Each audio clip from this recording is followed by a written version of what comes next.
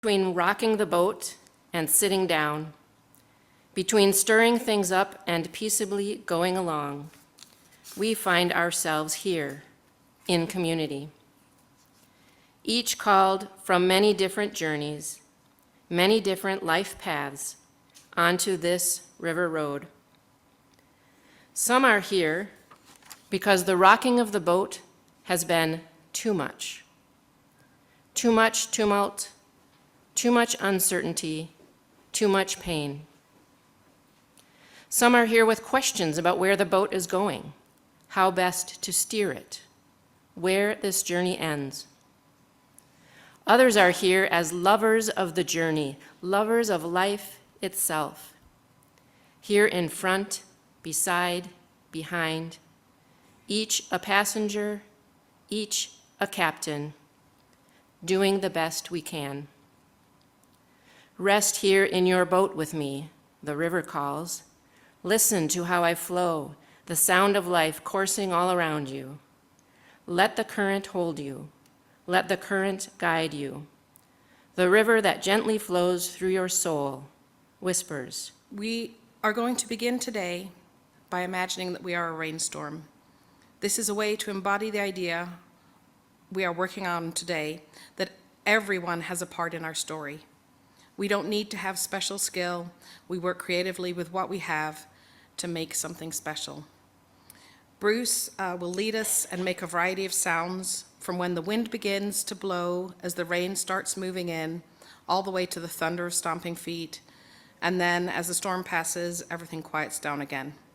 If you're joining us on Zoom, please feel free to join in, though we will have to leave you muted to avoid feedback. Okay. When we start to get a rain, softly, it can get louder, then even louder rain, then we get thunder, and sometimes I'll go like this, which means louder, bigger thunder, or smaller rain, things like that. So we'll kind of go in a circle like this, kind of a circle going through the start from the distance.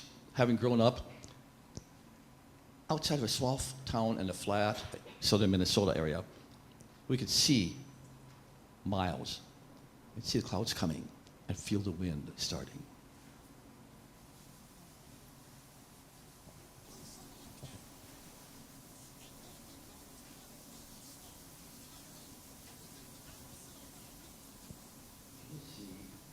Blowing. You see the motion. You begin to hear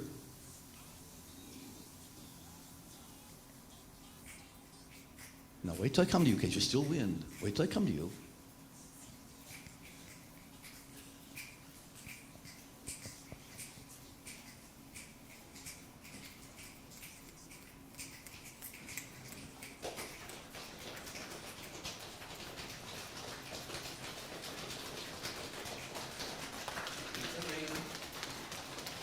Rain coming.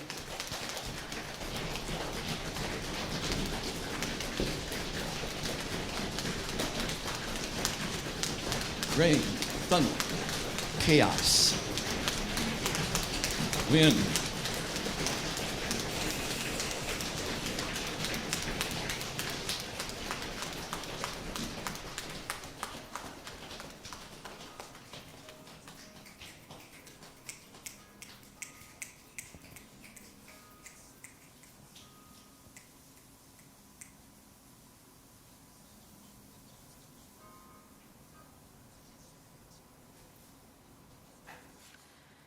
With all the tumult of the last week, I do want to share an excerpt of some words from our UUA president, Reverend Dr. Sophia Betancourt.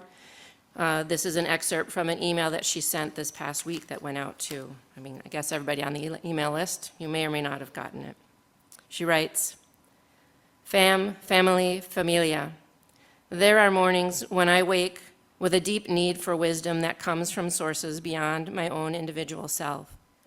Times when the struggle toward justice and the next faithful action eludes me, and I find myself grateful that I am able to turn to the larger community, the legacy of my ancestors, and the shared values of our faith tradition that I hold dear.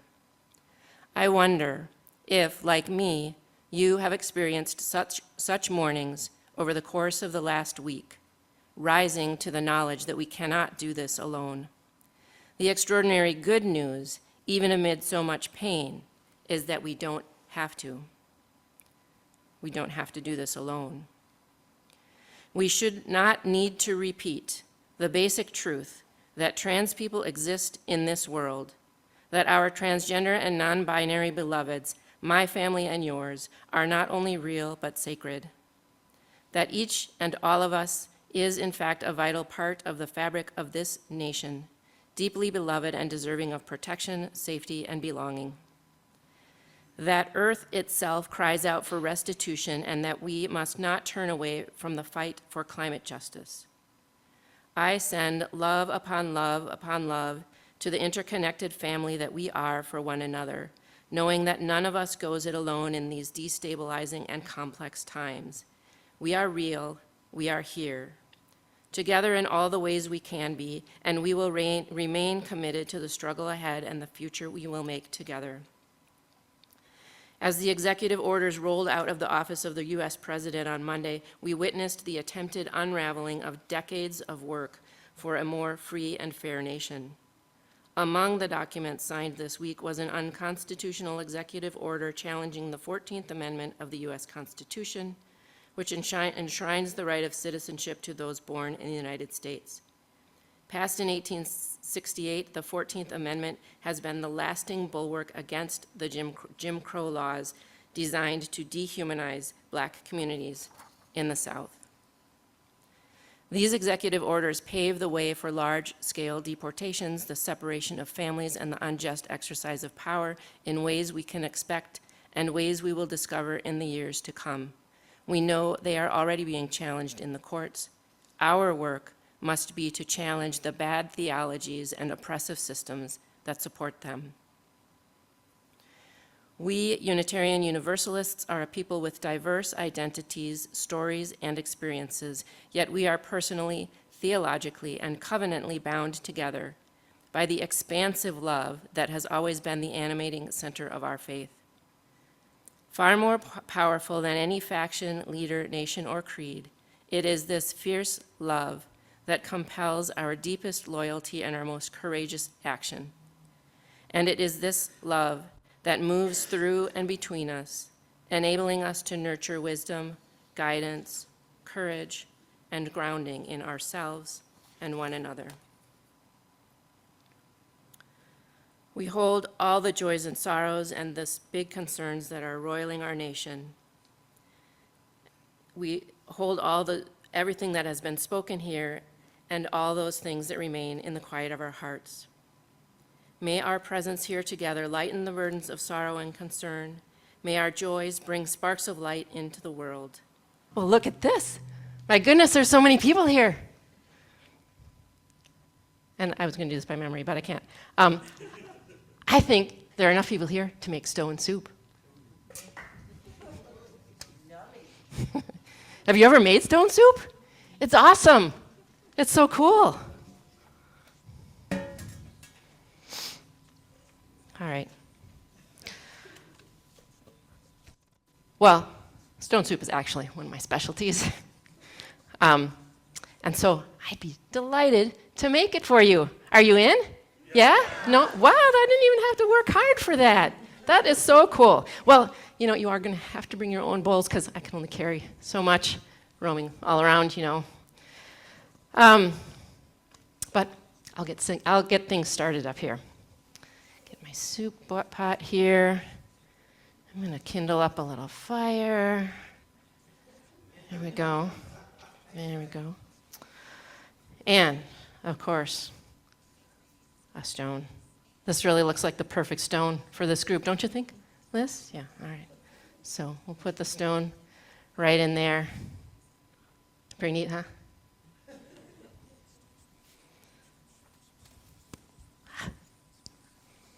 Stir it around a little.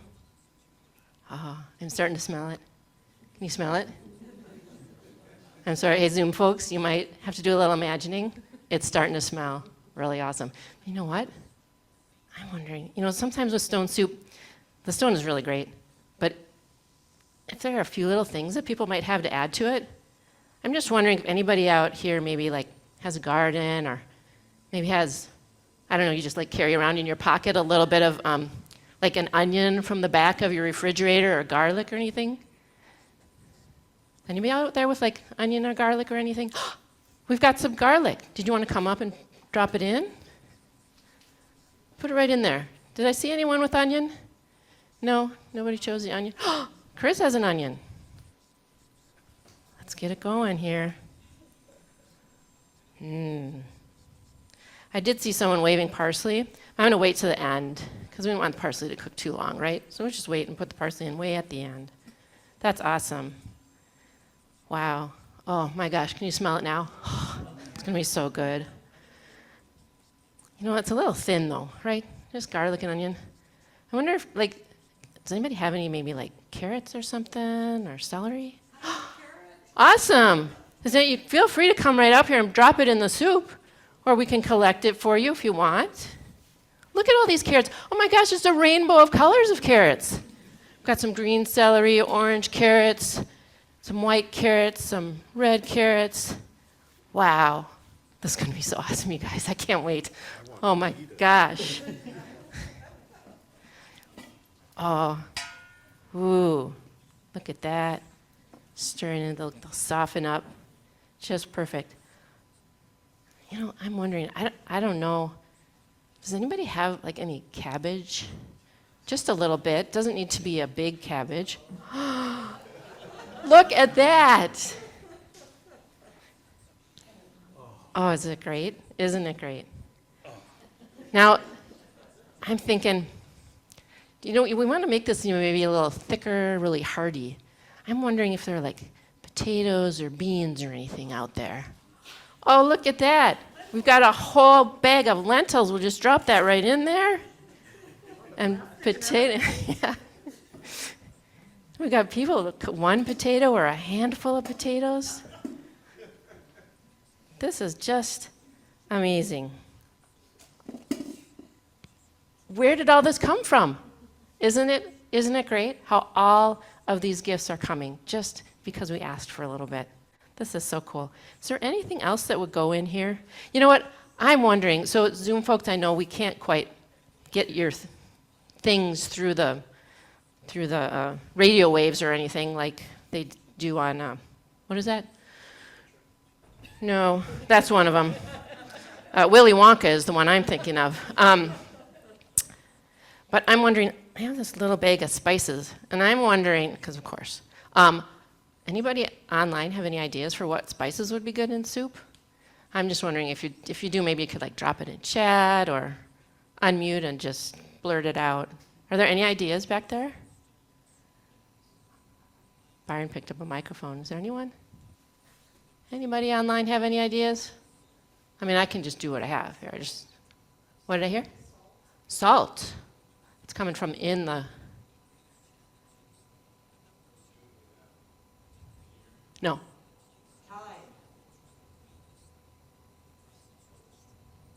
I got a couple in here. From Zoom, we have rosemary, bay leaf, and oregano. Ooh. All right, let's see what I got. Rosemary. Perfect. Pepper. All right, let's see. Good, rosemary. What was the next one? Thyme? Did someone say thyme? No, bay leaf. Bay leaf. Bay leaf. Oregano. Well, this might be, we'll just pretend this is a bay leaf. And I heard some oregano and rosemary. Did I already put rosemary in? There can't really be too much. Pepper, a little bit of pepper, and someone said salt. The bowls. All right. I think we got, I can't even get my spices back in their pocket here. Right. And then, like I said, I know I saw some parsley out there. It was just like waving in the wind or something. Let's get that in here for a bright green garnish at the end. That's awesome. We'll just stir that around a little, and I'll just refer to my notes to see if I expect anything else out there. It looks good. Doesn't it look good? Oh, and that smell. Oh my gosh. Did I forget anything? Is anybody out there holding something that needs to go in soup that I have forgotten? Yeah, the broth and the water, this is magic. It's just in there. It's in there. So I suspect you realize this is just a story, and you're not actually going to get any soup. You're going to have to imagine that part. Delicious. And it's just the right thing on a cold day, isn't it? But one important thing I want to point out about stone soup, it never really turns out as good when you use a recipe, even if it's your grandma's favorite recipe that's been handed on down. It's really a success when it's created right here, right now, with all the things we have available. Thank you. Well, it looks like I'm up next with a few reflections. So I'll begin by repeating a few of the lines from River Call by Manish K. Mishra Marzetti, which we used for today's opening words. Between rocking the boat and sitting down, between stirring things up and peaceably going along, we find ourselves here in community, each called from many different journeys, many different life paths. Some are here because the rocking of the boat has been too much tumult, too much uncertainty, too much pain. Some are here with questions about where the boat is going, how best to steer it, or where this journey ends. Others are here as lovers of the journey, lovers of life itself. We are each a passenger, each a captain, doing the best we can. When I think about why I came here to this congregation, I came as a sort of a refugee when the rocking of the boat I was in became too much. I grew up Roman Catholic and stayed with that church for many years. It wasn't a 100% comfortable fit, but I figured nothing really is, and in a church, comfort might not even be the right measure, but that's for another sermon. Because it was the religion of my family, I sought to find a role in that story. I took classes, attended seminars, went to church, took communion. I even taught religious ed for a while, seeking to see if there was a way for me to peaceably go along in the boat, even though I had different ideas and interpretations about some things. Eventually, the scandals within that church, and more importantly, the way the Catholic Church responded to them, became too much. Though I appreciated the weekly rhythm and opportunity to reflect on how to live my life, eventually, I jumped out of that boat because I didn't like where it seemed to be going. And I found this boat, which offers me space in which to ponder and grow without quite as much internal struggling against the theology. And I think this boat is heading in a better direction. And why do I stay? More or less for the same reason I came, for all the opportunities to be challenged with loving kindness to be our best selves, as our mission says. And though the fit isn't 100% perfect, nothing ever is, I feel like I can be more of my whole self here. I can bring more of my questions and uncertainties and vulnerabilities. Beyond that, in the 15 years or so that I have been involved here, I've had my own set of the ups and downs of life, and this is now the community that I can turn to for support, as well as for wisdom, when navigating rough waters. When I gave today's service the name, Your Part in Our Story, I was coming at it from the other direction. When thinking about playing a role in a story, we tend to translate that into, what do we each bring into the congregation? While this remains the question to reflect on today, over time I've come to understand that the giving and the receiving are intertwined, or maybe reciprocal is a better term. I am nourished by the gifts of the congregation, and thus inspired to give to the congregation. When we belong to a community, a congregation like Merging Waters, that belonging comes with an obligation toward the caretaking of the community. And we also hold expectations, or at least hopes, of what we would like to receive from that community. I have found over time that my participation in this community has moved beyond a sense of mere obligation. It has moved beyond a transactional accounting of what do I get specifically in return for what I give. beyond checking off items in a survey to see if I'm getting what I came for. Somewhat naturally, as relationships deepen, and somewhat cultivated as I seek to live the values I proclaim, the values we proclaim, I know I have come to participate in the life of this congregation ever more generously and joyfully.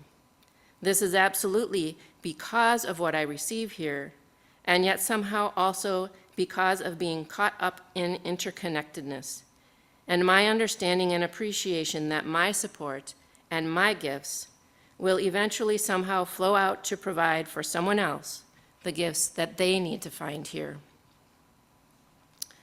So it is vitally important to look at the needs of our congregation and figure out what we can give in support. It's vitally important to find our part of the story. And even knowing that, it can be tricky. Sometimes it's easy to say, I know how to do that, yes, I'll help. It can be harder to say, I don't know how to do that, but I will help. And it can be harder to say, I don't have the capacity right now, I can't help. It can seem easier to try to avoid the question so that we don't actually have to say anything, but we need to be comfortable saying all of these things. I will, I'll try, I can't. When someone is in a season of greater capacity, then their gifts to the congregation can be more expansive. Perhaps you attend all the events. Maybe you provide treats for an event or a meal for someone in need. Perhaps you donate money for the first time, or maybe you increase your financial contribution. Perhaps you volunteer to do something small for a single event, and maybe you find that it's your time to step into leadership, to coordinate an event, lead a team, or even make the commitment of serving on the board of trustees. Perhaps in the midst of whatever role or roles you've been playing, big or small, visible or behind the scenes, you find you have to step back. Perhaps you find yourself in a moment when the rocking of the boat of your life has been too much. Please know, your presence among us is always your first gift, and at times, it may be all that you can offer. When you are in a season of need, I hope that we can encircle you with love. In those times, may all of us who are able hold you tenderly and offer care with open and joyous hearts, for that is what happens in community. I want our Emerging Waters congregation to be a place where we can acknowledge those times when our capacity is low and our role in the story is important, even when it might seem small, a bit part. And to also acknowledge that there are times when we, as individuals, are ready to take a risk and play a role that we are not sure we're ready for. It's valuable to pause now and then to consider, how am I today? How am I in this month, this year? What gifts do I have to give now? Is it time to change something? Am I ready to stretch into a leadership role? Has something shifted? Is there a new need in the congregation inviting me to shift from one role to another? Do I need to step back to attend to something else in my life? And maybe even most importantly, am I able to shift anything in my inner world that helps me to be able to give at whatever level I am able with a greater sense of generosity and joy? This is the work of building and sustaining a community like ours. We're not customers. We are fellow travelers, and my well-being is bound up with yours. We are sometimes the passenger and sometimes the captain. We look for and work with the gifts we have, not waiting for some more perfect situation. We might sometimes give out of obligation, but we learn also to give more sustainably by learning to give joyfully from a place of generosity.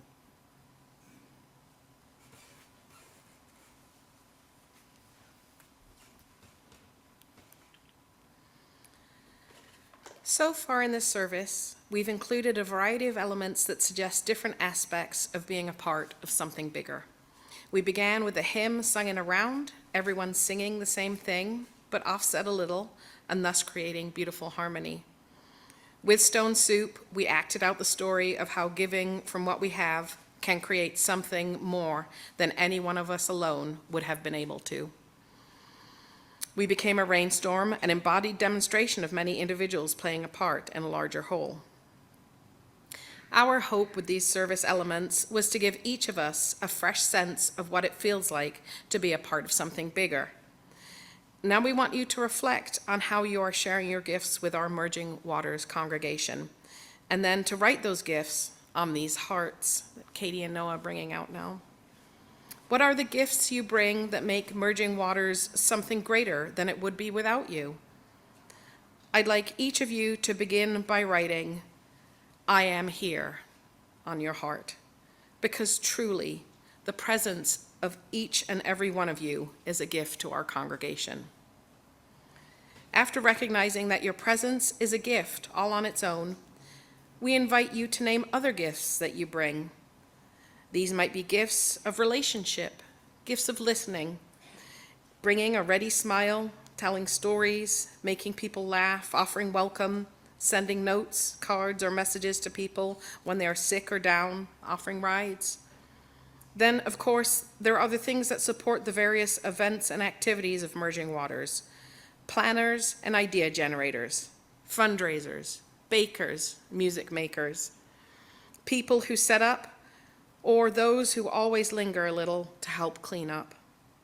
A side note, if you prefer to draw representation of what you bring to the congregation rather than writing words, please feel free to express yourself that way. When you have listed the ways that you're contributing now, take a moment to imagine what you might do in the future. Do you love what you do now and want to keep participating in that way? Do you see a need that you could fill? Can you imagine doing something different? Do you have a secret gift or superpower yet to be revealed here? Feel free to add those imaginings to your heart. Though we have mentioned many real needs of our congregation, today is not the day for sign-up sheet. It's an opportunity to reflect on what roles you already play in our story and to imagine how you might continue to share your gifts. We'll allow a few minutes of reflection for you to write your gifts onto your heart. Those online, please write into the chat, and we will fill out a heart for you.